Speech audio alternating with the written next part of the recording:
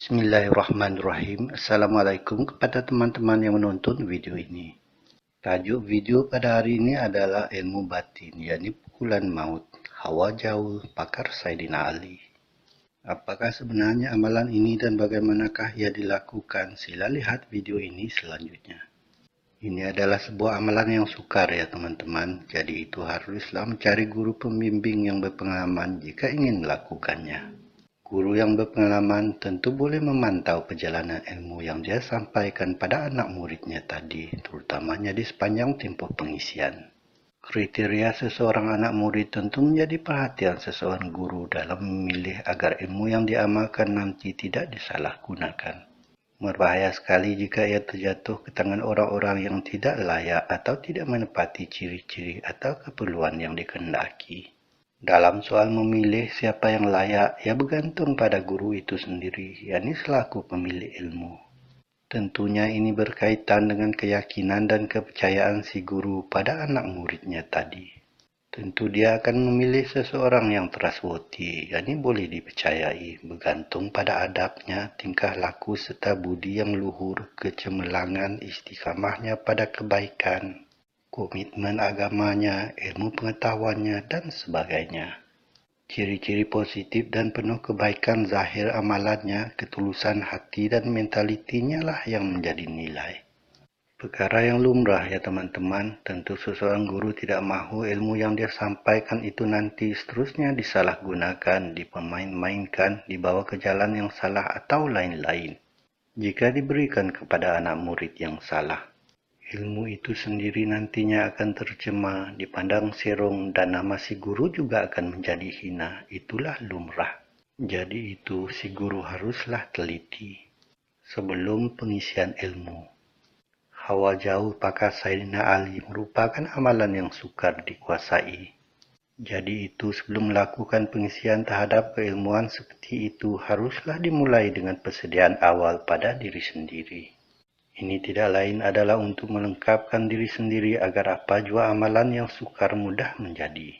Dengan melengkapkan diri sebegitu, kualiti seseorang pengamal akan meningkat secara umumnya. Ia penting kerana kualiti pengamal itu tadilah penentu keberhasilannya seterusnya. Baik apa jua amalannya di kemudian hari.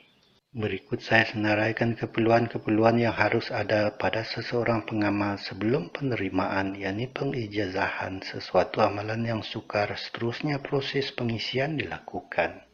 Itulah yang saya maksudkan dengan persediaan pada diri sendiri atau melengkapkan diri tadi ya teman-teman. Kriteria dan kualiti inilah yang akan dinilai oleh seseorang guru, yakni pemilik ilmu, agar amalan atau ilmu yang dia wariskan itu tetap berada pada orang yang betul. Itu jugalah perkara-perkara yang harus mereka, yakni si guru, lihat dan telitikan tadi agar ilmu tersebut tetap terpelihara generasi demi generasi, tetap terjaga walaupun zaman semakin berubah. Pertama, mendalami ilmu tauhid atau usul atau Islam, iman dan ihsan agar terhindar dari kesyirikan dan tetap di jalan yang lurus. Kedua, memulakan setiap sesuatu dengan bismillah agar setiap amalan itu adalah lillahi ta'ala, fisabilillah atau menjurus kebaikan, yakni amar ma'ruf nahi mungkar. Ketiga, menjauhi keluh kesah, yakni mengeluh agar menjadi seorang yang reda pada ketentuannya. Empat, menjauhi amarah kerana amarah adalah tingkat terendah pada ruh manusia, yakni ruh amarah, sedangkan seseorang pengamal harus mensasarkan berada pada tingkat 4, yakni ruh tenang, atau 5, yakni ruh reda. 5, melakukan suruhan wajib, meninggalkan larangan haram dan merutinkan amal ibadah sunat. Kerana ia merupakan jalan ke arah mendekatkan diri kepadanya. Dialah penentu terijabahnya doa atau amalan kita nantinya. Tiada yang lain selain dia. 6. Zikir tetap di hati atau di lidah pada apa jua situasi kita. Dengan itu kita menjadi tenang, mudah menilai dan dapat berfikir dengan baik. Malah 1001 faedah dengan berzikir ya teman-teman. Contoh-contoh zikir yang baik adalah seperti kalimah tauhid, yakni la ilaha illallah. Salawat Jibril, yakni sallallahu ala Muhammad, surah Al-Ikhlas ayat 4 atau lain-lain. 7.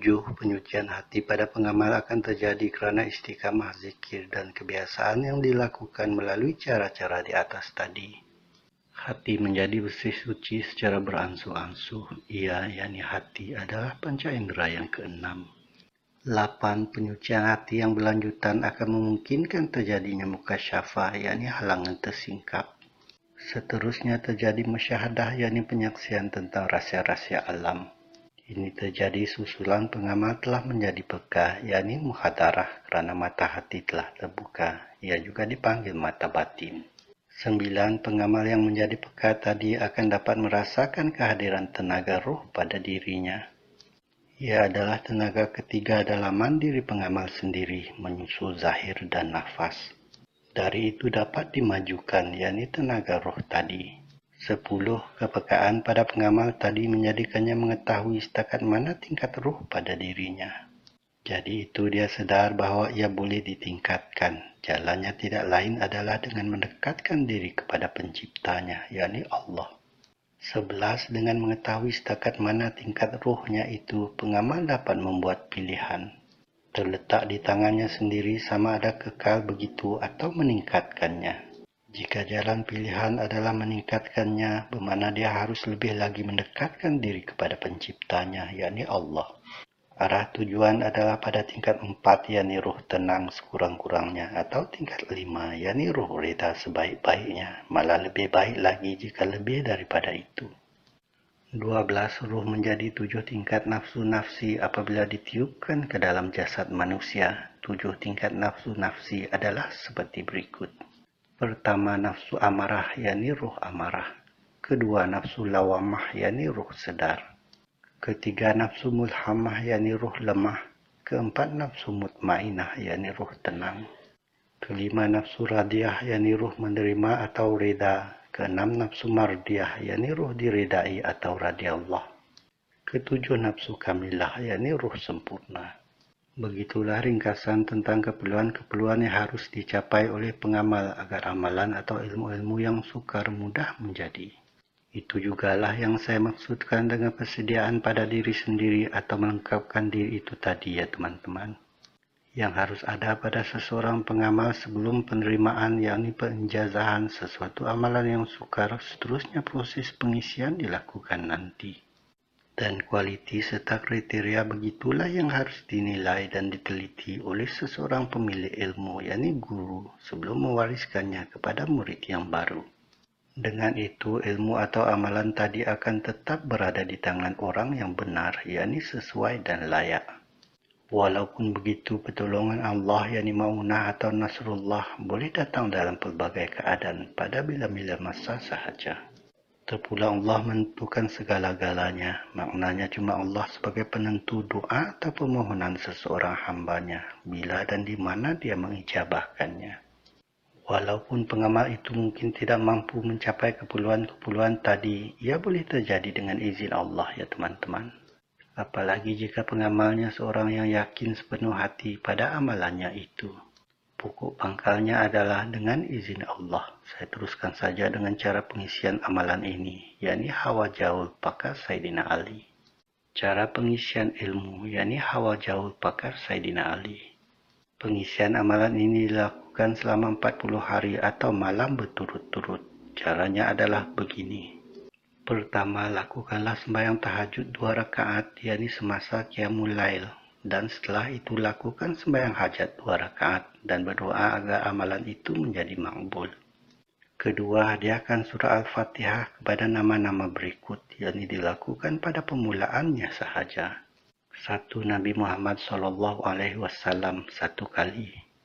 2. Sayyidina Ali karamallahu wajhah 1 kali. 3. Guru yang menijazahkan amalan ini 1 kali. 4. Muslimin dan muslimat 1 kali. 3. Duduklah dalam keadaan bersila dan genggamlah penumbuk kanan menggunakan telapak tangan kiri, yakni seperti pada gambar di atas. Bacakan jampinya sebanyak 1 kali dan tarik nafas mendalam dan tahan nafas. Setelah itu urut-urutkan seluruh tangan kanan hingga ke siku 3 kali. Begitu juga tangan kiri kemudiannya, yakni 3 kali juga. Rehatkan kedua-dua tangan tadi di lutut-lutut kita. Kemudian hembuslah nafas dan tarik nafas semula beberapa kali, sehinggalah berasa tenang dan selesa. Ulang-ulangkan melakukannya sebanyak 7 atau 11 kali semuanya. Bacaan jampinya berbunyi begini. Bismillahirrahmanirrahim. Nasrun minallahi wa fathun qarib. Deras seperti angin, pantas seperti kilat. Berkat aku memakai hawa jauh pakar Sayyidina Ali. Berkat la ilaha illallah Muhammadur Rasulullah. Begitulah bunyi bacaan jampinya tadi ya teman-teman. Ia adalah doa berkias bahasa Melayu lama. Dimulai dengan bismillah, diakhiri dengan keberkatan 2 kalimat syahadah. Menyusul bismillah terdapat sepotong ayat Al-Quran. Ia diambil dari surah As-Saff ayat ke-13 seperti berikut. Bismillahirrahmanirrahim. Nasrun minallahi wa fathun qarib.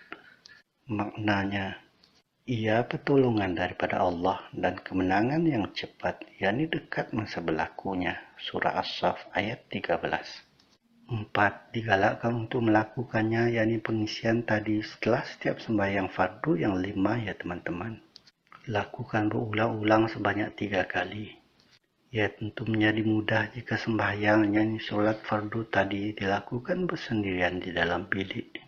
Namun jika tidak dapat melakukannya, yakni contohnya kita sembahyang berjamaah di masjid, tidaklah mengapa, memadai melakukannya semasa bertahajud saja. 5. Lakukanlah tata cara pengisian tadi selama 40 hari atau malam berturut-turut. Dan setelah itu maka tamatlah tempoh pengisian amalan ini. Tahniah, teman-teman telah menghatam amalan hawa jauh pakar Sayyidina Ali ini. Maka bolehlah ia dilakukan pada bila-bila masa yang dirasakan perlu saja. Cara penggunaan ilmu. Setelah tamat tempoh pengisian selama 40 hari atau malam tadi, maka bolehlah ia diamalkan pada bila-bila masa yang perlu saja. Contohnya seperti sebelum bertemu dengan musuh, semasa berasa terancam, semasa keadaan darurat, semasa dikhawatiri berlaku serangan atau rompakan, sebelum keluar berburu, dan lain-lain. Luangkan sedikit masa untuk mengasingkan diri, yakni di dalam bilik atau lain-lain, dan lakukanlah tata cara pengisian seperti sebelumnya.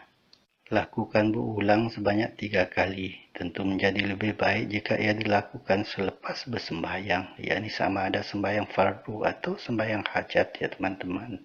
Begitu sajalah perkongsian saya tentang sebuah amalan ilmu batin, yakni pukulan maut, hawa jauh pakar Sayyidina Ali itu tadi ya teman-teman. Jika suka dengan video ini sila subscribe, like, dan komen ya. Semoga bermanfaat video perkongsian ini untuk menambah ilmu pengetahuan dan amalan lillahi ta'ala atau fisabilillah kita. Sekian saja saya akhiri dengan Assalamualaikum.